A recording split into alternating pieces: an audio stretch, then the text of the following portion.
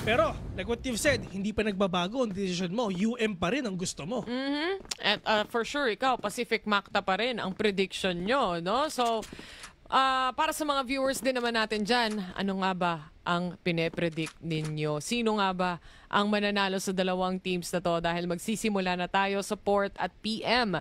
Sila muna ang kailangang pumasok sa loob ng mga sites at magplant ng C4. Blacklist it is. Ito na sila. Papasok na mga tropa. Ito I mean, ito yung, if ever gonna go there in B, matinding bakbakan dito. Yun ang gusto ko sa mapa na to.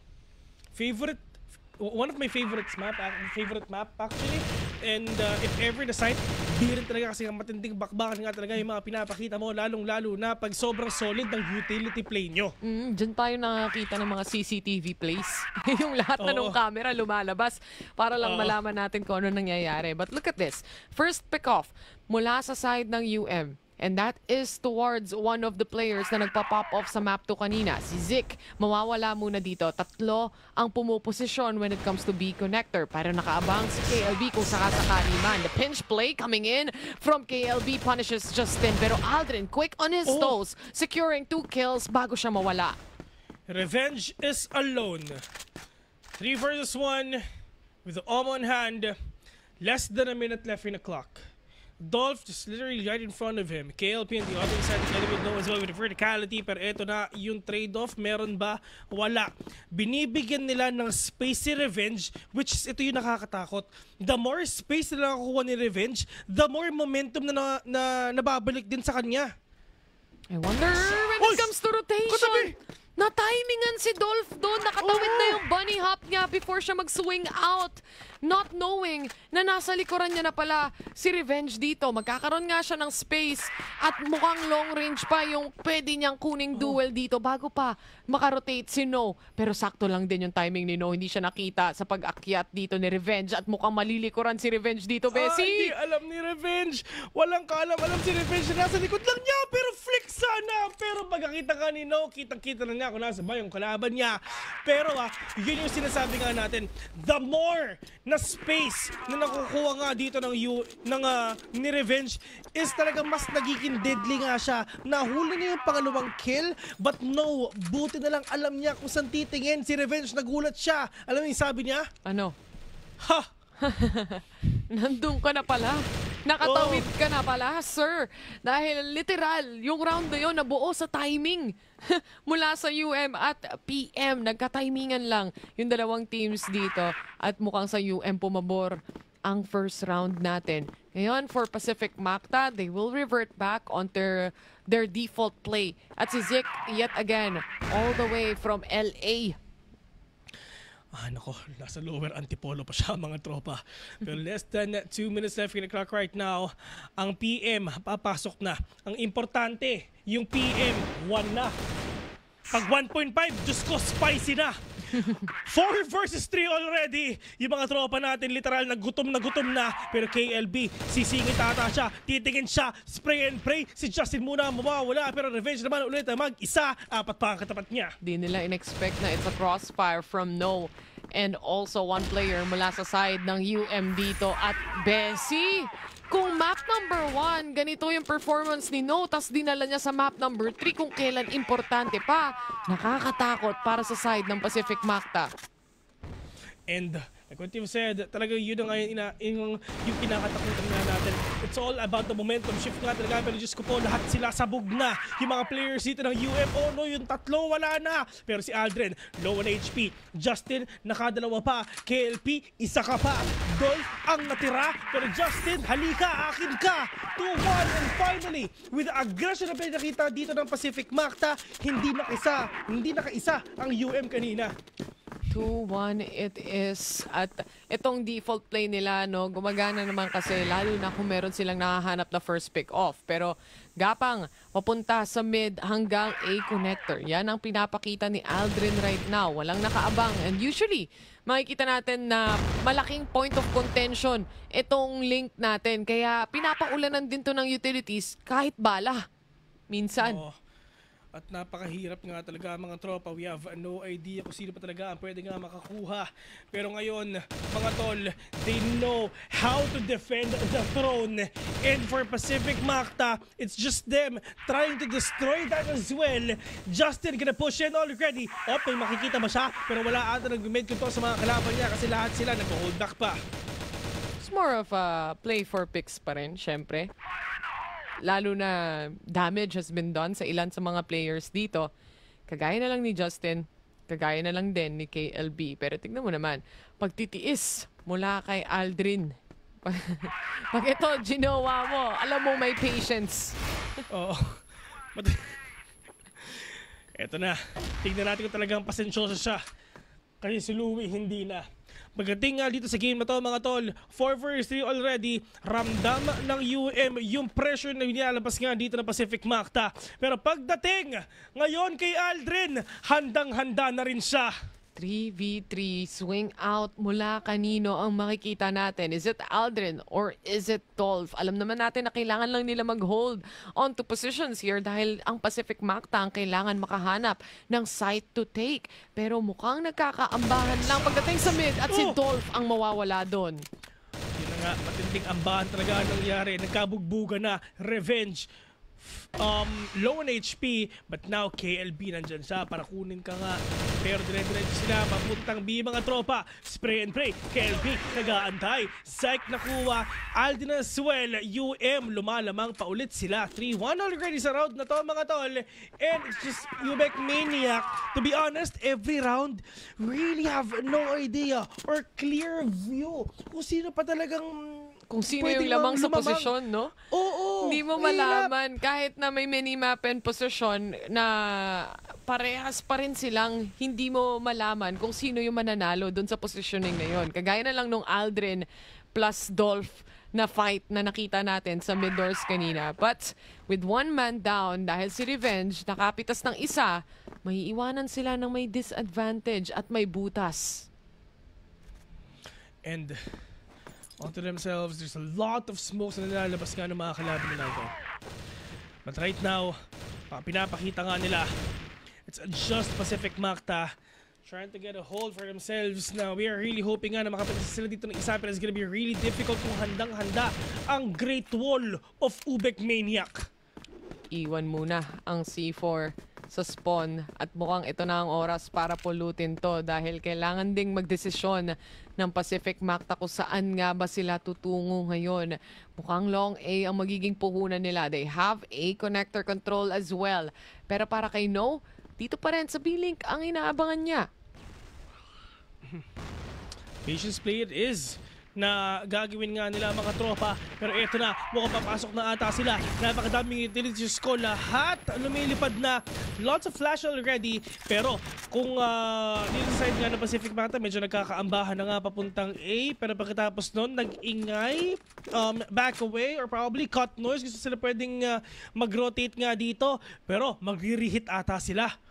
Oo nga magre-reheat nga ata mga players ng PM dito. Aware na aware si Dolph na may dalawa from LA na manggagaling. Pero yung flash magsisettle na pagdating sa site nila. Aldrin crosses over.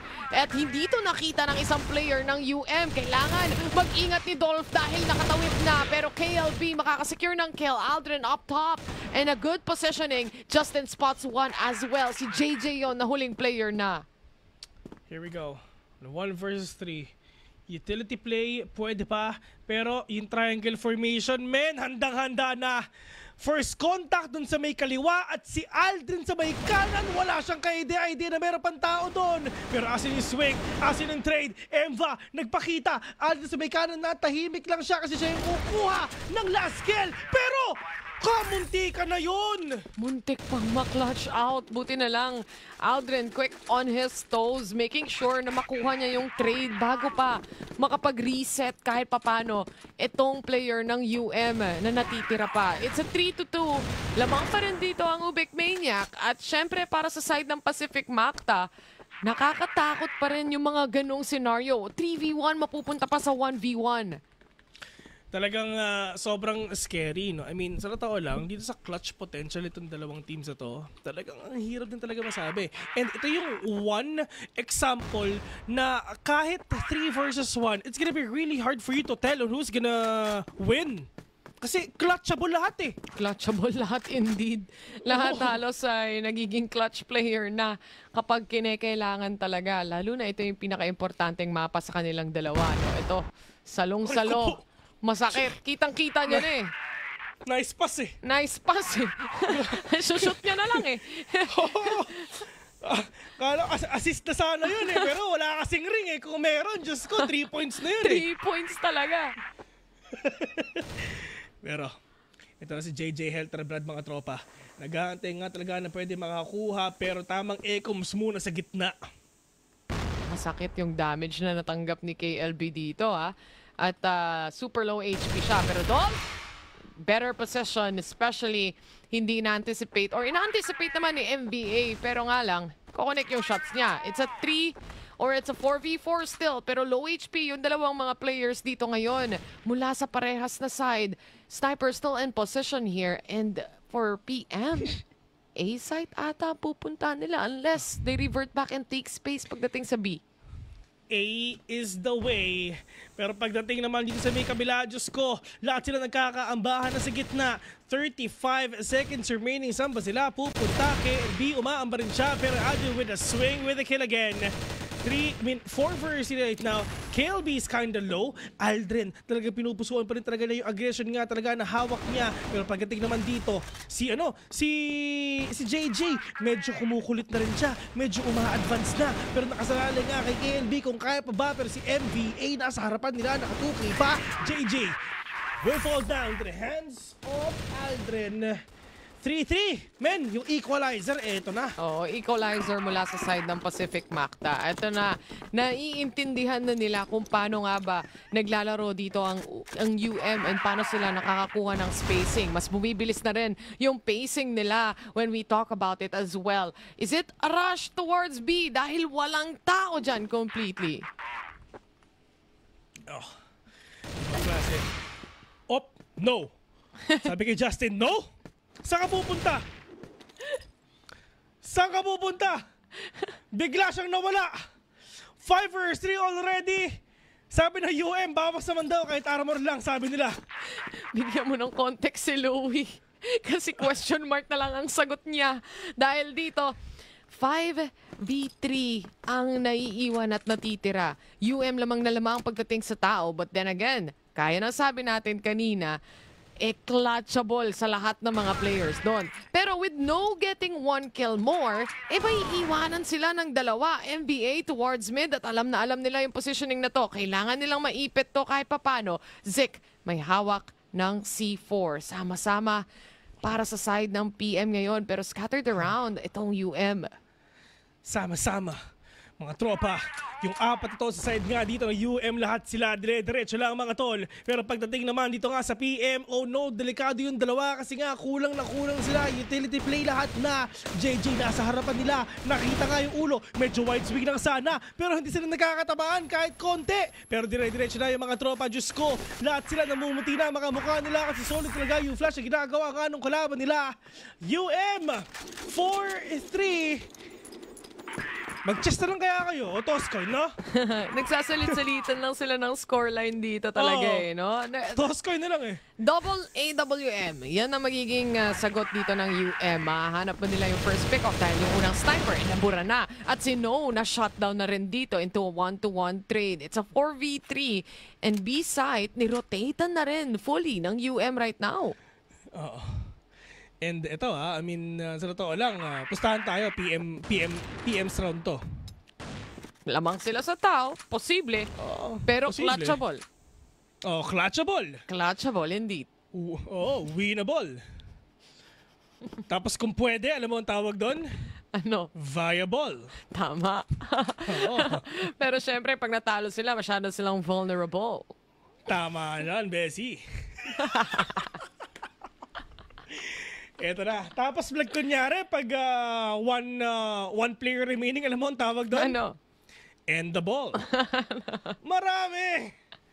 Marami, boss. Alam ko, Maraming baon si Kuya Movil ngayong araw na to. Nag-iisip ka pa, alam ko. Oh, pero are they able to get into the site? Yan ang tanong ngayon dahil setups coming in from Pacific Macta. Nakahanda na. JJ, hindi makakayanan to. Kaya naman, it's a 4v2. Zik, very low. Pero mapaplant na nila yung C4.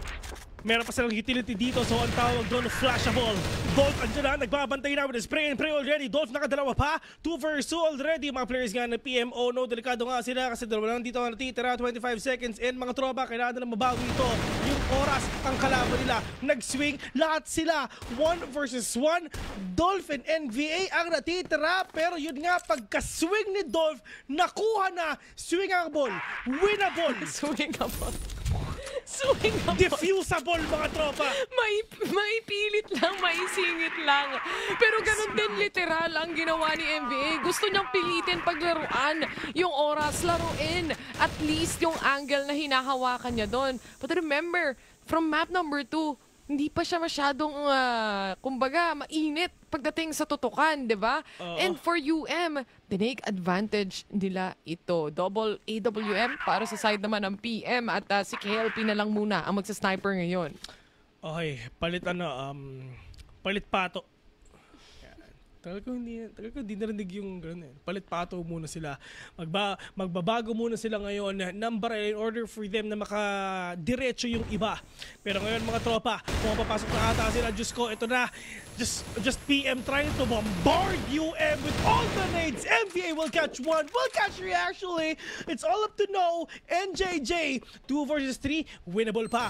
Kayang-kaya pa. Pero si Aljon mawawala siya. 40 seconds for them to defuse that C4. Pero on to the side nga na ginagawa nga na UM, Diyos ko, 2 vs 2 na. Lamang kanina ang PM pero mukhang nawawala ata. At nakasalanan ni MVA kung kaya pa ba si JJ nandyan at nakuha niya yung panalo noon. Diyos ko, na madidefuse pa. Laging nasa final kill si MVA dito. I was actually very happy to see yung quadra kill niya kahit papano sa round na to. Pero hindi na kinaya para doon sa huling player. And when it comes to the swap ng second half natin, 3 puntos ang kalamangan ng UM dito. Lahat talaga kinukuha na nga nila. And tandaan nyo, ito kumbaga literal na palitan na. Huling pahapyaw ng parehas na team. Huling mapa. Huling mapa na to ha. Nag-swap na ng sides ha. So UM, sila na naman ang dediretso. And for PM, gaano ba sila solid dumepensa dito? Solid. KLP. Ito ang sniper position. Dolph naman. So far, napaka-advantageous ng positioning parati ni Dolph. Lagi siyang may naka-cut off yung A connector natin kanina, for example. O kaya yung mga cheeky angle natin na tinataguan, dun mo mahahanap si Dolph eh. Sa Gedli. Si Dolph eh. Si Dolph eh. Shoutouts nga po pala kay Dolphy. Pero ayun. Gusto ko tang ma-meet pero wag muna ngayon. Pero ayun nga mga tol. That's na dire-diretso na. Aljon will catch one and that is huge. JJ nakuha nila. 5v4 it is. And ano naman to eh, nasa play for pick angle pa rin ng PM pero di nila alam gano'n nakalalim dito si No. Hawak-hawak niya ang C4 at doon na nga nagulat si Zik. Nasa harapan niya na pala pero ito na yung rest back mula sa side ng Pacific Macta. They secure at least 1 kill here towards No pero 3v3 pa rin to. 3 vs 3 indeed. I mean, si Dolph na-damage nga siya dito kahit paano pero ang problema, yung flick niya hindi pa tatama. 2v3 at least si Revenge. Nababawas na siya dito ng konting importante. Buhay pa siya, 40 seconds in. Yung Ubek Maniac. Makakapasok na ba sila? Pero paano? Yung utilities, kulang na. Yung PM, kompleto sila. May B, may mid, may A, kompleto na. Pero eto ata sila, mag-mid to B ata yung iisipin nila. KLB, catching one off guard. Pero sa sila papunta, mag-A ata, hindi. Tara, B na, dire-diretso na. At doon na nga talaga sila pupunta. Kasi nga, if ever mag-A, dalawa pa yung makikita nila. Pero right now, this is the spot nga ni KLB na siya na lang ang mag-isa, na-plant na yung bomba, and he needs to force that 1v1 para makuha niya yung advantage mamaya. Inuunahan niya na sa swing kahit pa paano yung ibang members ng PM. Yun na. At mukhang yung isa na super low, mawawala na dito. MBA na naman ang kailangang makapag-clutch, Bessie. Oh! And KLB will get that clutch. Di sa pinapakita nga natin ngayon, akala niya pupunta sa hot yung kalaban niya pero hindi. Magkasama pa lang yung dalawa. Body system. Pero alam mo kung alam mo ano yung problema, Bessie? Wala na namang trade na nangyari. Walang trade indeed. I mean, ang bilis din naman kasing magtago ni KLB after niya makahanap ng kill knowing how low Revenge was. One hit delete para sa kanya talaga. And all he had to do, dahil na-force na yung 1v1, is to play around at least dun sa time pressure na binibigay ng C4 na nakaplant na. Dito magre-revert back muli ang PM dahil syempre 3-7 yung scoreline, bes. Sobrang lamang na lamang yung UM dito kung tutuusin. Diyos ko, ang kati-kati. Paano kaya sila dito makakabawi? Yung mga players dito ng PM, handang-handa na rin sila mga pare. But ngayon, ang side ng PM, at least they know how to recover. Hindi pwedeng hindi, kasi kung hindi, Diyos ko, dire-diretso sila ng Ubik Maniac mamaya. Masyadong batak yung mga players natin dito coming in from UM. Literal, walang magawa kahit sa clutch situations. Kumbaga, sa clutch situations, si MBA 0-3 na. Parang gano'n na yung scenario. Dahil nga parating siya yung naiiwan and parating nalalasma dun sa panghuling player pa. Tignan natin do, baka sakaling makakomeback pa dito ang Pacific Macta. Napakadaming rounds pa to play anyway. At pagdating naman sa UM, wala pa silang napipick off dito kahit isa nahahanap na spacing, but mid it is. Yun daw yung pupuntahan nila. Like what you've said, Lasma. Sakto yung PM, nagkakabita sila. So Lasma sa Lasma talaga. Pero pagdating naman dito nga sa UM, at least yung lamang na meron sila, i-dire-diretso lang nila. Pero mukhang mid na nga talaga ang pupuntahan nila mga tropa. Nasaan yung utilities, nasaan yung flash, nagda-dry pick sila. Pero okay lang yun. At least napapanalo nila yung team fights. Pero Aljon, let's see if ever kaya pa ba, literal na piso na lang ang natitira sa kanya. Bessie, piso talaga to. Revenge, punong-puno pa. Pero ito na yung rotation nga talaga na nasa isip nila though. Pero hindi pwedeng matamaan dito. Kahit konting bala, kahit nade as well, paano nila pupuntahan to? Kasi nga si Aljon super duper low na. Ang hirap makapasok sa pwesto ni Revenge ngayon. Smoked off pa siya. So he has to really wait around or push that. At wala silang choice dahil yung timer tumatakbo na. At napakadami pang players sa loob. Gaya ng sabi mo, super lone pa si Zeke dito. Wala na talaga para doon sa round na yon. 8-3 it is. At UM 1 point away para sa isang match point. At baka sakaling makuha ang pagkapanalo against Macta. But hahayaan ba ng Macta yon? Si No nakapitas na ng isa. Pinapaulanan na ng Granada. Revenge makakaisa pa kahit papano. Stopping at least the initial push na nilalabas dito ng UM. Pero masya-shutdown na rin siya. 3 versus 4 and look at that. It's just the bombarding talaga na ginagawa nga dito ng UM na sa amin tong A. Kukunin namin to with the plant nga talaga na pinapakita nga natin ngayon. Aldrin will fall down as well to the hands of Bob. But it's not yet over till it's over. Kung buhay pa si Justin ngayon. 1 versus 2. But it's over. No will catch one already. And Ubek Maniac is in a match point already.